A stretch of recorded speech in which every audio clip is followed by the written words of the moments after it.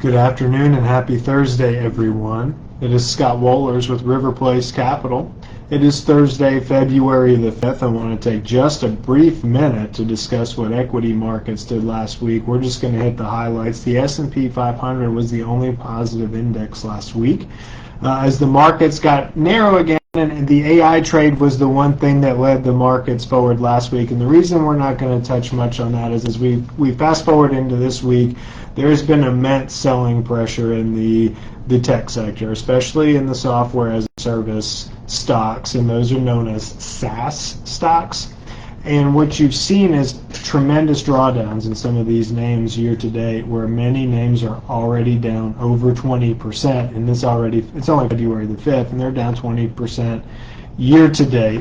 And you're seeing a rotation in equities from growth to value, and the core of the selling is happening in these SaaS names. And I want to take just a brief minute to discuss what is causing this selling pressure and why you're seeing the NASDAQ down as we're speaking at 230 on Thursday. It's down about 4.5%, almost 5% on the week at these current prices. So why is that pressure happening in these names? Well, there's two reasons they're happening. Number one is there's tremendous amount of profit in these names. These stocks have all been on a run since 2022, and they've had 3 great years of tremendous amount of returns. The other thing is you have slowing revenue growth, and what's happening is the projections for revenue growth for a lot of these software companies, so if you think of these big large application companies that provide software as a service, their revenue growth for 2026 is projected to be low to mid single digits growth, and as well as the same thing with their earnings. So if you have stocks now that are trading at 30, 40, 50, 60, 70 times earnings, and they're growing at a single digit run rate, well, you either need to have tremendous margin expansion to keep those multiples up where they are and to keep that stock as expensive as it is, or you need the revenues to come back. So what's causing that revenue slowdown? Well, it's AI. But it's not AI necessarily the way you may think it is, that ChatGPT is just going to replace everything. I mean, that ChatGPT does not even have the computing power to deal with the demand they have now. They can't unload all these applications.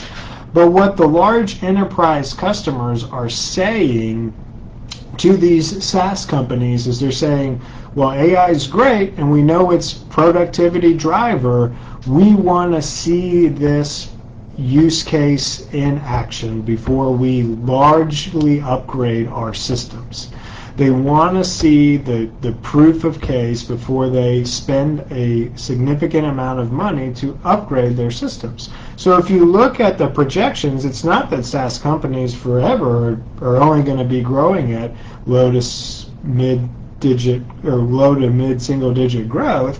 You look out to 27 and you see that growth rate accelerate back into the 20 to 25% growth rate in the top line revenue growth for a lot of these companies.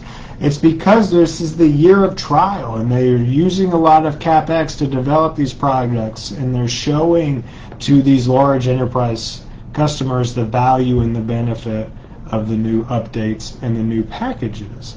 So that's why you're seeing that. And when you have significant amounts of profits, when you're up hundreds of percent, that's the place that managers are going to go to say, you know what, I'm going to lock in some profit here.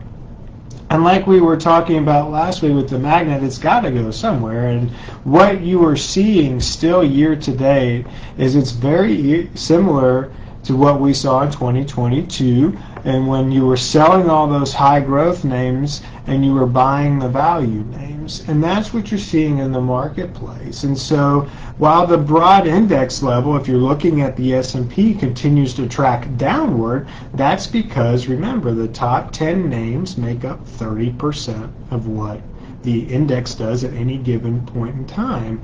And when those top 10 names are large cap growth names, and that's the source of funds that people are going to sell, that's why you're seeing the index come down. But if you look underneath the surface and you're in the value names, you could even have been in some of these days where we've had some very big drawdowns in these growth equity names, some value portfolios and value names remain and continue to be positive during this transition. And that's what you're seeing happen in the equity markets, is you're seeing money move from expensive to what is seen as safer, more consistent return of capital and cheaper stocks. So I don't know how long this persists. No one's ever been able to be successfully call a bottom. We're not trying to call that, but there will be an end to the selling of the software as a service stock. So if you have a long-term perspective, there's a lot of great bargains out there at this point in time with the amount of selling pressure that we've had. So if you can think long-term and you have a long-term time horizon, and you have a little extra cash on the sidelines, it's never a bad time to pick up something that's on sale 20 to 30% off. So if you have questions about how to navigate this time or what we're seeing in the markets and any way we can help you, we'd love the opportunity to speak to you. You can reach us at 904-346-3460, or as always, check us out online at www.riverplacecapital.com. I hope everyone has a wonderful rest of your week. Thanks so much for watching.